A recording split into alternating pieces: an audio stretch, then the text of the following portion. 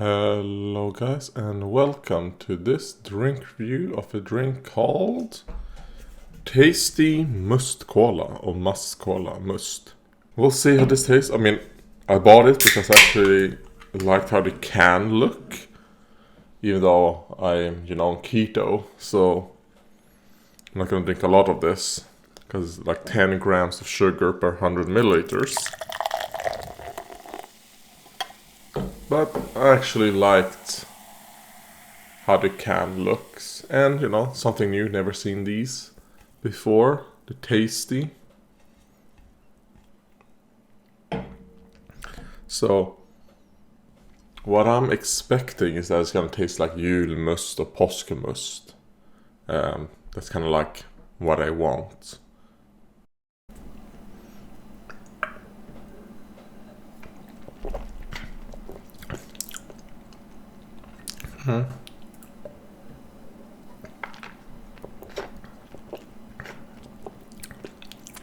Yeah.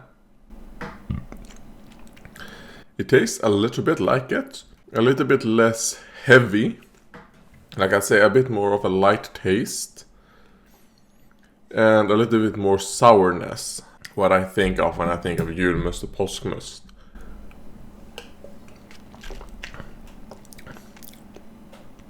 Yeah, like this is more of like a soda. Rather than, those are sodas as well. But they were sodas that were supposed to replace alcoholic beverages like beer.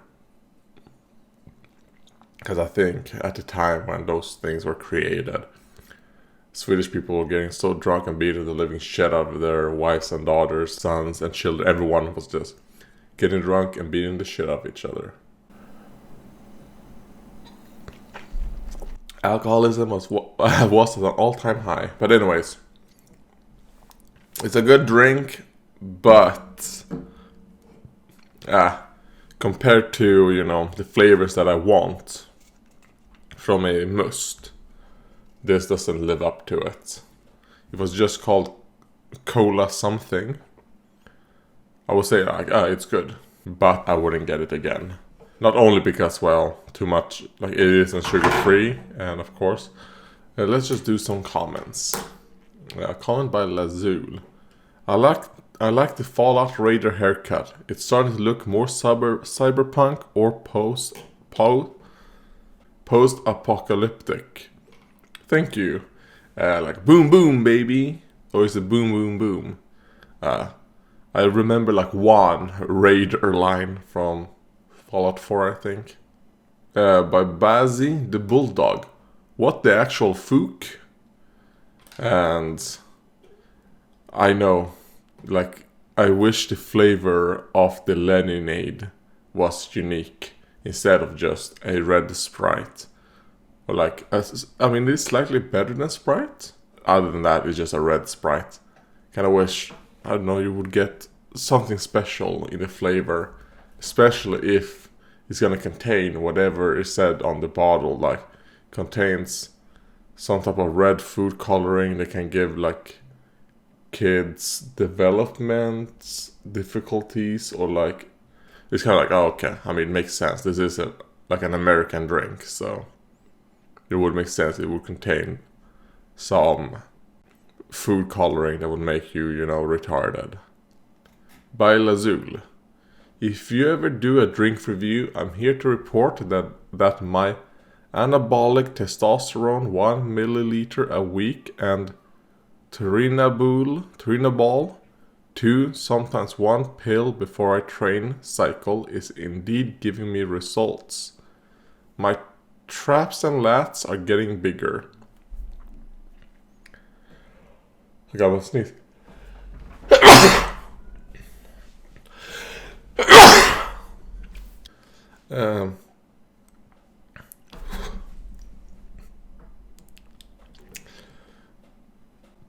Okay, for sure.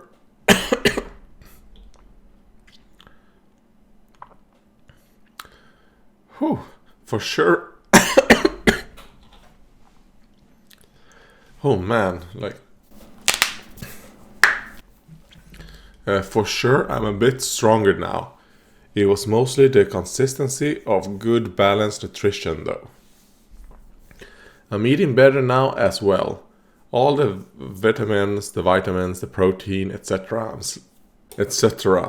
And I'm sleeping because the recovery process of the muscle is just as important as the training. Followed the advice of a genius atheist bodybuilder from the 70s called Mike Mentzer. That guy has the best and most scientific muscle building theory I've ever read. Because he tested his deduction on himself and they had results. And I'm noticing results following his advice a little. Yeah, that is more, that you would consider the most scientific building theory. Because just judging by that, it's kind of like, because he tested on himself, it means that it's the most scientific. Like, I wouldn't agree with that. But I guess it's just that, he tested it and he tested it on himself. Like, he didn't just use himself as the test subject and just be like, you know what? 100% of the time it worked. Yes, my test, my study sample is just one person. But you know what? That's good enough. All those 3 elements he recommends are important. Training hard until the muscle needs or might need assistance to surpass the rep, and sleeping good. 9 to 10 hours minimum. Also resting until the muscle has recovered if you still feel sore the next day. So basically, just rest until your muscle has recovered. If you still feel tired or a little bit of muscle pain, just skip that gym day. And that's how I read that. Going to the gym every day is bad if you do this style of training. It's anaerobic training, not aerobic. One is not trying to build endurance, only strength, so that means less sets by harder reps, almost till failure trying to surpass your limits, then resting good. Yeah. I mean, anaerobic and aerobic, I don't really know. I know one means with air and without air. I know that. Anaerobic means no air, aerobic means air, and it's specifically talking about air and oxygen into the muscles. I know that. But I don't know, it doesn't mean that doing strength training, going 100% for 15 minutes. Because I've heard that sometimes that is better. You go 100% for 15 minutes is better than going, let's say, 40% for 2 hours. I guess it depends. Are you trying to build up your endurance or are you trying to do other stuff? I'm glad to hear that it's working well for you. I just hope you don't fall into the pitfall that tends to happen with people who start taking this testosterone and all that stuff. That they start developing body dysmorphia. And I go holy shit, I need to go further and further and further. And then, the thing that made them a bit healthier, obviously, is going the other way now. It's good to hear that. And obviously, I do think, I agree with you, that it's mostly having a consistent good balance and nutrition. Because I don't know, how much does 1 milliliter of testosterone do? If you take it once a week, how much does it do? I have no idea. I've never taken testosterone. Never even looked up, stuff like that. Terinabul, I have no idea what that is.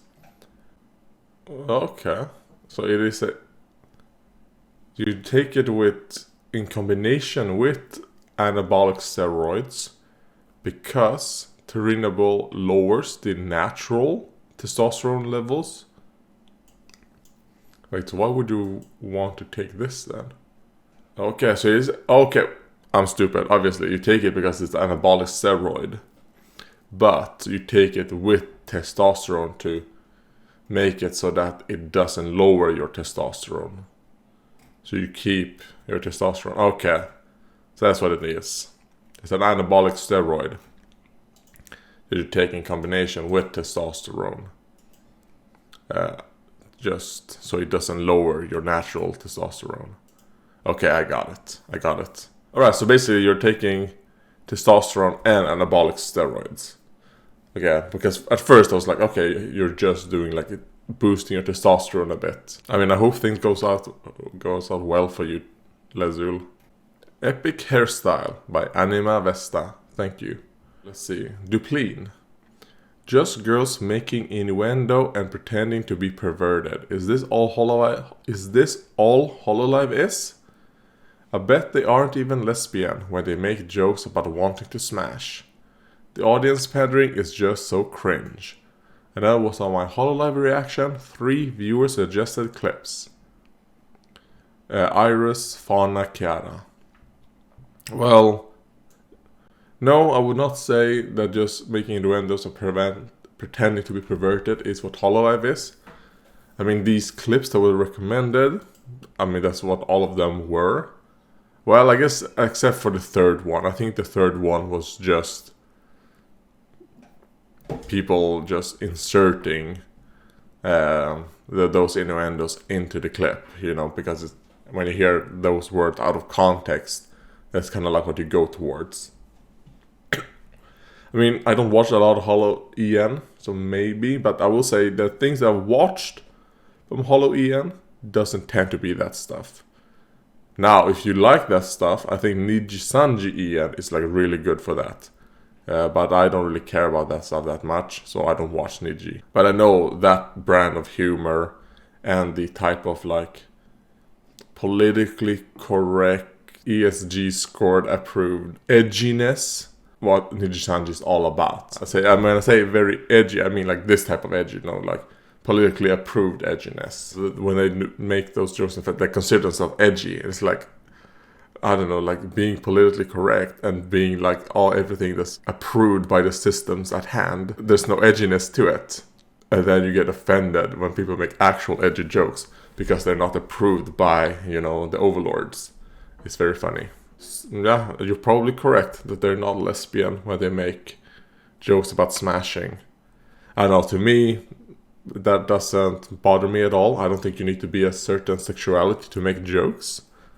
Or like, I don't think you need to be part of a group to make jokes that might be made within that group. Like, I'll make gay jokes, I'm not gay. Or like, I'm gonna make some Greek jokes. Go ahead. I don't care if you're not Greek. I don't care if you're Turkish, whatever. Make the jokes. I don't think you need to be a certain thing to make jokes. To me, that doesn't matter at all. And audience pandering is just so cringe.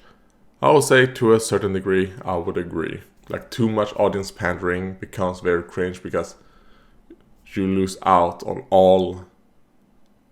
It's kind of like, well, I'm not watching you for the audience. I'm watching you for you. And I want to know your shit, right? One of the reasons why a lot of like people have recommended some indies and stuff to me, and I've tried to watch some streams here and there of certain streamers. I think someone recommended, oh man, I think her name was Pippa. I have to double check. Pippa Face Connect. Yes, Pipkin Pippa. Here we go. I would say like, it was okay, but the constant just reacting to what chat says and just stopping everything every time someone donates or does anything, you know, it became like, oh god, I don't give a fuck about the chat. Like, I'm not watching the live streams or entertainment for chat. You know, like, I don't even read chats when I watch something, you know. I just hide the chat. Because I'm not interested in what other people's opinion of that entertainment is. So I would agree, like that type of like audience pandering of just letting everything go all the time. You're like playing, like, oh man, I'm about to defeat. Oh, thank you for the donation and blah blah blah blah blah blah blah. Okay, now back to this. Wait, what was that? You know, it kind of brings you out. I don't mind that from time to time, or doing it at like the end of the stream where you just read off all the comments, you know. Like, I think that's fine, but it disrupts the flow of the stream too much. I think that's one thing Hololive, or at least the Hololive I watch, does pretty well. is that containing the stream to itself and not letting like outside factors such as the chat distract too much. They could argue, well, isn't that the point of a stream, to have audience interactions? Yes, I agree. Audience interactions are decently important, but I would say probably 99% of the non-Hololive streamers, when I'm specifically talking about VTubers, do it too much. Let's see. Jolly Beanos has your coordinates. The man is 4 people at once. And also my Holostars Hololive reaction. 3 viewer suggested clips. Matsuri, Crony, Regis, Alex, and something else. I can't see the full title. I don't know if that's talking about something in the video, or if someone in the video is like 4 people at once, or if you're talking about me, because of, the hair, or the fact that in these Hololive Holostars reactions, like all the thumbnails are like from different parts, just random fucking pictures I have. I'm like, I'll just insert some like thumbnails from the clips I'm watching and then put that up. So it looks like in one thumbnail I have full set of hair, one I'm bald, but those are the comments. Oh yeah, no, one more. Ame Niwakana. Why don't you wear a shirt? And that's on the same video as the previous comment. And the answer is, it was hot. It was more comfortable to not wear a shirt. But yeah, that's that. I've recorded for 26 minutes. So, and I do think I'm gonna have to edit this one down because I do not know how long my sneezing spree was.